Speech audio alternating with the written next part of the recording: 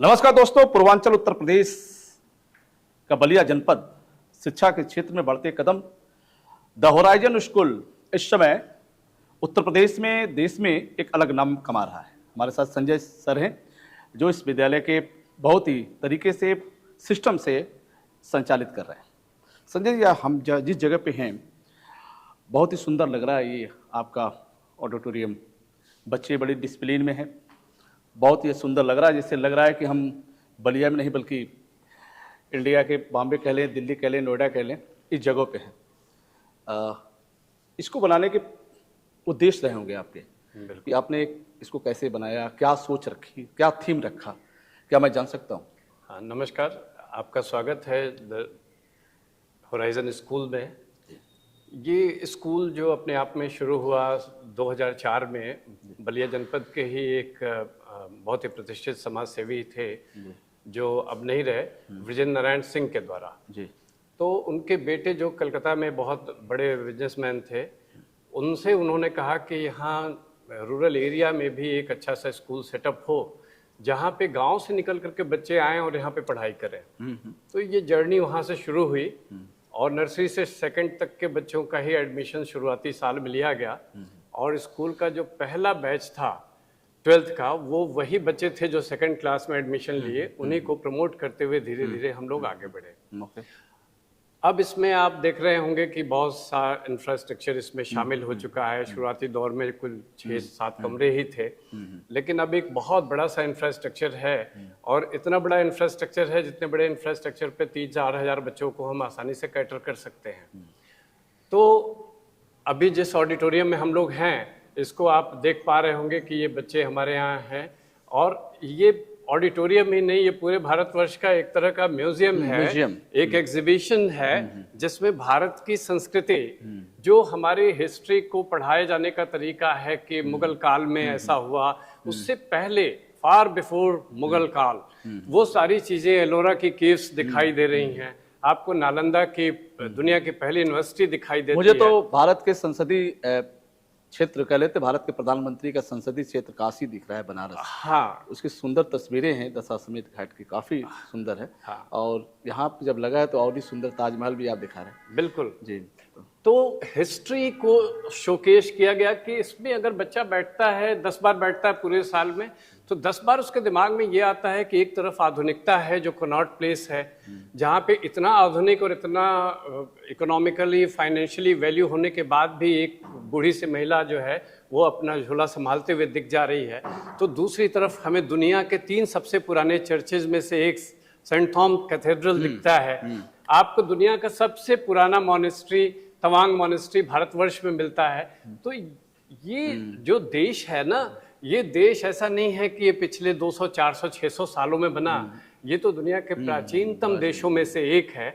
और इस चीज को हम बच्चों को पढ़ाने सिखाने की भी कोशिश करते हैं। करिकुलम तो ऑलरेडी सीबीएसई इतना बढ़िया बना दी है कि उसमें हमें करने के लिए बहुत कुछ नहीं होता, लेकिन जो एग्जीक्यूशन है उसका, जो उसके क्रियान्वयन करने का तरीका है, उसमें ही हमारी थोड़ी सी बहादुरी और थोड़ा सा अच्छा होना हो। नहीं, ये बहुत अच्छा लगा संजय जी कि जैसे बच्चों को मैंने देखा है कि आपके विद्यालय में कोई संगीत के क्षेत्र में क्लासिकल ले रहा है, कोई और भी बेहतर करने का प्रयास कर रहा है। कुछ ऐसे बच्चे होंगे जो आप फीडबैक लेते होंगे बच्चों से, कभी कभार उनसे भी पूछते भी होंगे कि क्या कोई इसमें कौन क्या बनना चाहता है। जैसे आपने महापुरुषों की बात की, देश के कई लोगों ने नाम किया है, तो बलिया का नाम रोशन हो हिंदुस्तान में, भारत में, तो ऐसे कुछ बच्चे होंगे जो कुछ बनना चाहता होंगे। कुछ आते हैं क्या सामने इस तरह? हाँ, बिल्कुल।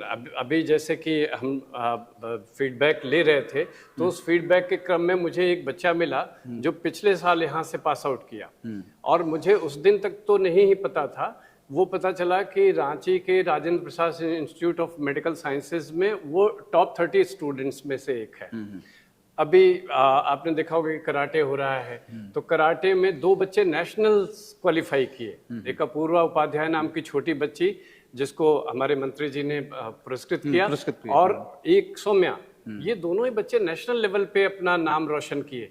तो बीच बीच में टाइम टू टाइम इन लोगों से बात होती है, क्योंकि ये सभी गांव के बैकग्राउंड से बच्चे हैं। मुझे लगता है कि जो सबसे अच्छे बच्चे हो सकते हैं, जिस पे हम काम कर सकते हैं, वो यही बच्चे हैं। संजय जी, आपके साथ कई तरह का एक संगम है, कह लीजिए। मैंने देखा है कि कोई कराटे सिखा रहा है, कोई संगीत सिखा रहा है, आप भी बच्चे बड़े खुल के इनकी प्रतिभा जो अंदर छुपी है उसको बखूबी निकालने का पूरा प्रयास कर रहे हैं। सारे टीचर, सारे स्टाफ आपके बढ़िया काम कर रहे हैं। तो कैसे एडजस्ट करते हैं? बड़ा देखिए, हमने एक कहावत पढ़ी थी, excellence doesn't know an excuse. जो चीज एक्सीलेंट बनानी है आपको, उसमें एक्सक्यूजेस को दूर रखना पड़ता है। अब आप देखिए कि मेरे पास कोई एक्सक्यूज ना हो, इसके लिए हमारे पैटर्न सर हैं जितेंद्र मिश्रा सर। इस उम्र में भी वो इतने एक्टिव हैं और उनसे हम गाइडेंस लेते रहते हैं। हमारे तरफ यहीं के नहीं बल्कि आप 4-6 जनपदों का एक सर्वे अगर कर ले तो आपको टेक्निकली जितने स्मार्ट हमारे वाइस प्रिंसिपल सर हैं उतने स्मार्ट लोग आपको बहुत कम मिलेंगे। तो एक अच्छे संयोग की बात है कि such a good team is working with me. और जो सबसे ऊपर है वो ये है, बिल्कुल इन्होंने स्कूल की डिसिप्लिन को अपने माथे का टीका लगा रखा है। बिल्कुल बिल्कुल, क्योंकि ये आपको साइकिल चलाते हुए भी एक लाइन में 3 नजर नहीं आएंगे, 2 अगर हो गए तो तीसरा ऑटोमेटिकली वो पीछे सड़क पे दिखाई देगा। इनको ट्रैफिक का नियम भी बताया गया है। हाँ, वो सब कुछ। तो ये हमारी अगर शर्ट आज साफ सुथरी है तो उसमें इन बच्चों का बहुत बड़ा हाथ है। अच्छा, आजकल देखा जा रहा है कि भारत के प्रधानमंत्री नरेंद्र मोदी जिस तरीके से स्वच्छता पे बहुत ज्यादा उनका फोकस है, तो आप क्या देते हैं बच्चों को? हमारे यहाँ स्वच्छता अभियान तब से चल रहा है जब भारत के प्रधानमंत्री ने इसकी शुरुआत ऑफिशियली नहीं की थी। हमारे पास अभी ये नीचे आप चलेंगे तो दिखाएंगे, एक ट्रॉली है जिसमें जिस क्लास की असेंबली होती है उस क्लास के बच्चे एक एक पेपर चुन के 5 मिनट्स की एक्टिविटी में उसमें उसको डालते हैं। तो ये टर्न सबका आता है और इसमें कभी किसी की कोई बेइज्जती नहीं होती। तो डूइंग जो है वो हमारी मेन एक्सरसाइज है, लर्निंग थ्रू डूइंग। करके सीखिए, बताने से बातें नहीं बनती। आपने देखा होगा कि गाने में भी वो चीज कहीं ना कहीं वो परिमार्जन। संजय जी, एक चीजें हैं कि उत्तर प्रदेश सरकार की सबसे महत्वपूर्ण है बेटी पढ़ाओ बेटी बचाओ, उस पर क्या फोकस है विद्यालय का? बहुत अच्छा सवाल, आपने मेरे मन का सवाल पूछ लिया। बेटी बचाओ बेटी पढ़ाओ। बेटी कहाँ पढ़ेगी? सिर्फ स्कूल में पढ़ेगी या बेटी वहां पढ़ेगी जहां पे एक बाप अपनी बेटी को भेज सकता है? बेटी वहां पढ़ेगी जहां पे उसकी तरफ गलत निगाह से कोई नहीं देख सकता। बेटी वहां पढ़ेगी जहां पर उसको पढ़ाई के लिए कोई कंसेशन मिलता है। हमारे पास ये तीनों चीजें हैं। हम अपने बच्चियों को एक सिक्योर एनवायरनमेंट देते हैं। हम अपने बच्चियों को, जितनी भी बच्चियां बैठी हैं, विदाउट एनी डिस्क्रिमिनेशन, सबके मंथली स्कूल फी में 10% का ऑफ है। अगर किसी क्लास की मंथली फी 2000 रुपए है तो बच्चियों को सिर्फ 1800 रुपए देना है। एक प्रोत्साहन राशि के रूप में है। और स्कूल के जो मैनेजर हैं मनोज सिंह सर, उनकी पत्नी के देहांत के बाद ये स्कॉलरशिप हमने सारी बच्चियों को दिया। ये निर्णय उस वक्त हुआ? ये उस वक्त हुआ। मैंने देखा है कि मैं आज मिला था कुछ लोगों से, तो कुछ ऐसे भी लोग मिले जो उनको आपने पढ़ाया, उनके भी बच्चे पढ़ रहे हैं। हाँ, द इंटरेस्ट, कहते हैं कि प्रिंसिपल अमाउंट से ज्यादा बढ़िया होता है उसका इंटरेस्ट। बहुत से मेरे पढ़ाए हुए बच्चों के बच्चे यहाँ आते हैं और आपको जान के आश्चर्य होगा कि वो बलिया से आते हैं। हाँ बिल्कुल, वो 25 किलोमीटर वहां से छोड़ करके आते हैं जहां उनके पास कई ऑप्शंस हैं। बेहतर स्कूलों की संख्या ऐसा नहीं कि हम सिर्फ अकेले बेहतर स्कूल हैं, बहुत से बढ़िया स्कूल हैं। उनको छोड़ के वो यहाँ आते हैं क्योंकि उनके मन में एक विश्वास है कि मुझे जैसा संजय सर ने पढ़ाया था शायद अभी भी वैसा ही बढ़िया से वो हो रहा हो। और हम कोशिश पूरी ईमानदारी से कर रहे हैं। एक परिवार को चलाने में बड़ी मशक्कत होनी, तो आप इतने बड़े परिवार चला रहे हैं, सारे बच्चे हैं, टीचर्स हैं, कैसे केयर करते हैं? क्लास में कैसे जाते हैं, देखते हैं कैसे हैं, कैसे आप वॉच करते हैं? देखिए, हमारे पास ये बच्चे और इन बच्चों के बाद एक एडमिन ग्रुप की पूरी टीम है। 4 कोऑर्डिनेटर्स हैं, वो अपने अपने फ्लोर के प्रिंसिपल्स ही हैं। उनके अलावा मैं हूँ, मेरे वाइस प्रिंसिपल हैं और सर हमारे सबसे ऊपर है हायरार्की में। क्योंकि कई बार मेरी भी ऐसा मानना है कि मुझसे भी गलतियां होती हैं, तो उसको ठीक करने का अधिकार उनके पास होता है। साथ ही 96 कैमरेज हैं, एवरी नूक एंड कॉर्नर पे कैमरेज हैं जो 3 जगह अलग अलग जगहों पे वॉच किए जा रहे हैं। और आपको एक चीज और भी जान के आश्चर्य होगा कि बच्चे भी किसी को गलत न करने देने के लिए अपने आप में काफी होते हैं। क्योंकि मान लीजिए कि जब कोई नहीं है तो हम दीवारों पे कोई गलत चीज लिख दें तो शायद हमारे साथ पढ़ा हुआ कोई बच्चा जो मेरी हैंडराइटिंग पहचानता हो वो उसको रोक सकता है। संजय जी, सबसे बड़ी गंभीर समस्या बच्चों के मम्मी पापा के लिए बना रहता है। वो कभी मैं देखता हूँ कि ज़्यादातर शिकायतें मोबाइल पे आती हैं कि बच्चे ज़्यादा मोबाइल चला रहे हैं। तो ऐसे बच्चों के लिए क्या करते हैं? देखिए, मोबाइल चलाना मतलब एक ये है कि नियंत्रित तरीके से चलाना और एक अनियंत्रित होकर के चलाना। टाइम टू टाइम इन लोगों से मैं बात करता हूँ, जैसे सिक्योरिटी के बारे में, कि आप सिर्फ मोबाइल नहीं चला रहे हैं, एआई आपको पूरी तरह से रीड कर रहा है। वो रीड कर रहा है कि आप किस तरह के शर्ट देखना पसंद करते हैं, आप जानवरों पे ज़्यादा इंटरेस्ट करते हैं, आप बाइक्स पे इंटरेस्ट करते हैं, और वो रीड करके कहीं ना कहीं मार्केटिंग की ऐसी स्ट्रेटजी आपके सामने प्रस्तुत करता है कि आप ट्रैप होते हैं। हम लोग कहते हैं कि अभी क्या हुआ कि साइबर अरेस्ट कर लिया। साइबर अरेस्ट तो आप ज़्यादा मोबाइल देखेंगे तो यूं भी हैं, आपके पास 2 घड़ियां थी, आपने तीसरी खरीद ली, साइबर अरेस्ट ही हुआ। उसने पॉकेट से जबरदस्ती नहीं निकाला, but the app compelled you to purchase, उसने आपको परचेज करने पर कर दिया। तो इसके लिए बातचीत ही एक माध्यम है। ये अभी इतना नया है कि इन बच्चों को तमाम ऐसे एग्जाम्पल्स भी मैं बताता रहता हूँ कि जो यूपीएससी में लड़की टॉप की, उसने 1.5 साल ये भी नहीं जाना कि उसकी फैमिली का कौन मर गया।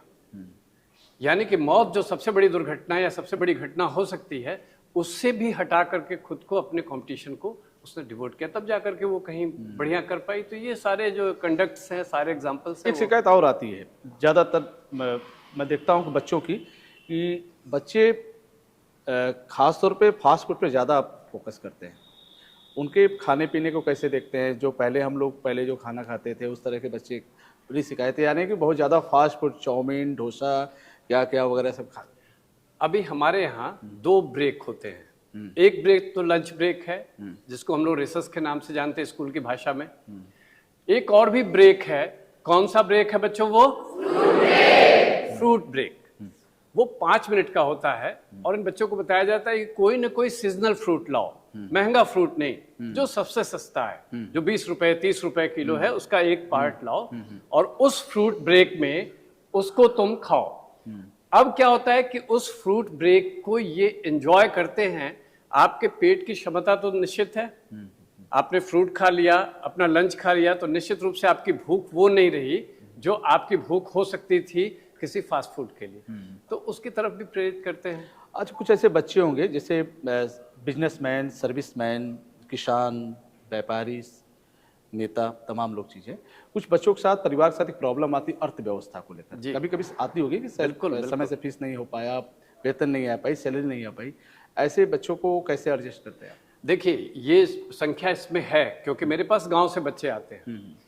अब आपको एक चीज जान के आश्चर्य होगा कि जो बच्चे ऐसे हैं जिनको आर्थिक समस्या, उनके माता पिता बड़े स्वाभिमानी हैं, उनकी सिर्फ रिक्वेस्ट ये होती है कि सर मेरी फीस महीने में ना करके जब फसल बिकेगी तब आएगी। ओके।